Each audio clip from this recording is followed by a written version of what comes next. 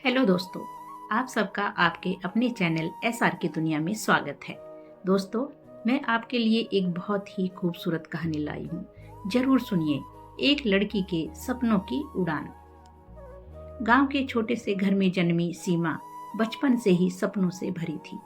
उसके पिता एक किसान थे जो दिन रात मेहनत करके अपने परिवार का पेट पालते थे। माँ एक साधारण गृहिणी थी जिनकी दुनिया रसोई और बच्चों तक सीमित थी। सीमा जब बड़ी हुई तो उसने देखा कि समाज में औरतों को सीमित दायरे में ही रखा जाता है।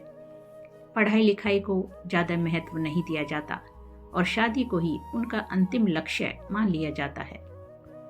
सीमा को पढ़ाई का बहुत शौक था, लेकिन गांव में लड़कियों की पढ़ाई को जरूरी नहीं समझा जाता था। उसने कई बार पिता से स्कूल जाने की जिद की, लेकिन हर बार जवाब मिलता, लड़कियों को ज्यादा पढ़ाने की क्या जरूरत, आखिर शादी के बाद तो घर ही संभालना है। पर सीमा ने हार नहीं मानी। वो दिन में घर का काम करती और रात को चुपचाप दिए की रोशनी में पढ़ाई करती। माँ का समर्थन उसे हमेशा मिला। जब गांव के स्कूल में 8वीं तक की पढ़ाई पूरी हुई तो आगे की पढ़ाई के लिए उसे शहर भेजने की बात आई। यह सुनकर पूरा परिवार हक्का बक्का रह गया। लड़की को शहर भेजना, लोग क्या कहेंगे? समाज की यह सोच सीमा की राह में सबसे बड़ी रुकावट थी। लेकिन सीमा के सपनों की उड़ान को रोकना आसान नहीं था। माँ ने पिता को समझाया, अगर हमारा बेटा पढ़ सकता है तो बेटी क्यों नहीं? कई महीनों की जद्दोजहद के बाद पिता ने आखिरकार हामी भर दी।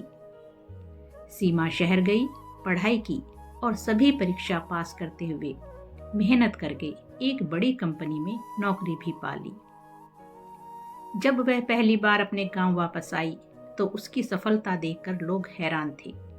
वहीं वो रिश्तेदार जो कभी उसकी पढ़ाई के खिलाफ थे, अब उसकी तारीफ करते हुए नहीं थक रहे थे। सीमा की कहानी ने गांव की दूसरी लड़कियों को भी प्रेरित किया। धीरे धीरे हालात बदले और अब गांव की कई लड़कियां स्कूल जाने लगी। सीमा की जीत सिर्फ उसकी अपनी नहीं थी, बल्कि पूरे समाज की सोच को बदलने की एक कोशिश थी। उसने साबित कर दिया कि अगर एक औरत अपने सपनों के लिए हिम्मत से लड़े तो कोई भी रुकावट उसे आगे बढ़ने से नहीं रोक सकती।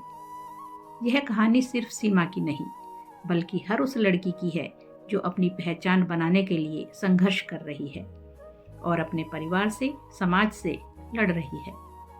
दोस्तों, आपको इस कहानी से कुछ शिक्षा मिली है तो प्लीज़ कमेंट जरूर करें और लाइक शेयर जरूर करें ताकि इस कहानी से कुछ सीख ले सकें बाकी लोग भी।